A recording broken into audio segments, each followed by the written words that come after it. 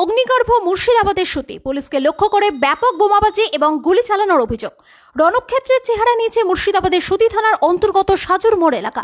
বিভিন্ন দাবি দাওয়া নিয়ে শুক্রবার সুতি এবং শামশেরগঞ্জ এলাকার কয়েক হাজার মানুষ বেশ কয়েকটি মিছিলের আয়োজন করেছিলেন। সেই মিছিলগুলিতে অংশগ্রহণকারীরা যখন সাজুর মোড় এলাকার কাছাকাছি পৌঁছে 12 নম্বর জাতীয় সড়ক অবরোধ করার চেষ্টা করে, সেই সময় পুলিশের পক্ষ থেকে বিক্ষোভকারীদেরকে বাধা দেওয়া হয়। অভিযোগ উঠেছে এরপরে বিক্ষোভকারীরা অশান্ত হয়ে ওঠেন এবং পুলিশকে লক্ষ্য করে ব্যাপক বোমাবাজি, পাথর ছোড়া এবং গুলি চালাতে শুরু করে। বিক্ষোভকারীদের ছোড়া পাথরে বেশ কয়েকজন পুলিশকর্মী এবং পথ চলতে নিরীহ মানুষ আহত হয়েছেন বলে জানা গিয়েছে। যদিও পুলিশ সংযতভাবে বিক্ষোভকারীদের বোঝানোর চেষ্টা চালাচ্ছে। জঙ্গিপুর পুলিশ জেলা সুপার আনন্দ রায় ইতিমধ্যেই বিশাল বাহিনী নিয়ে এলাকায় পৌঁছেছেন। পুলিশ লাঠিচার্জ করার পাশাপাশি প্রচুর কাঁদানে গ্যাসের সেল চালালেও বিকেল 5টা পর্যন্ত পরিস্থিতি নিয়ন্ত্রণে আসেনি।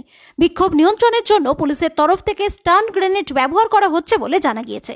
প্রশাসনের তরফ থেকে সাধারণ মানুষকে এলাকায় শান্তি শৃঙ্খলা বজায় রাখার জন্য আবেদন করা হয়েছে। স্থানীয় সূত্রে জানা গিয়েছে শুক্রবার দুপুর নাগাদ সুতি এবং শামশেরগঞ্জের বিভিন্ন গ্রাম থেকে নির্দিষ্ট কিছু দাবির ভিত্তিতে একাধিক মিছিল বের করা হয়। পরে সেই মিছিলগুলি সুতির সাজুর মোড় এলাকায় এসে জমা হতে থাকে। মিছিলে অংশগ্রহণকারী কিছু উত্তেজিত যুবক 12 নম্বর জাতীয় সড়ক অবরোধ করে সেখানে দাঁড়িয়ে থাকা গাড়িগুলি ভাঙচুরের চেষ্টা করলে কর্তব্যরত পুলিশ তাতে বাধা দেয়। অভিযোগ উঠেছে এরপরই বিক্ষোভকারীরা উত্তেজিত হয়ে পুলিশকে লক্ষ্য করে বোমাবাজি শুরু করে। স্থানীয় সূত্রের খবর, বিক্ষোভ চলাকালীন কিছু দুষ্কৃতীরা পুলিশকে লক্ষ্য করে বেশ কয়েক রাউন্ড গুলিও চালিয়েছে। এর পাশাপাশি বেশ কিছু জায়গায় ভাঙচুরও চালাচ্ছে।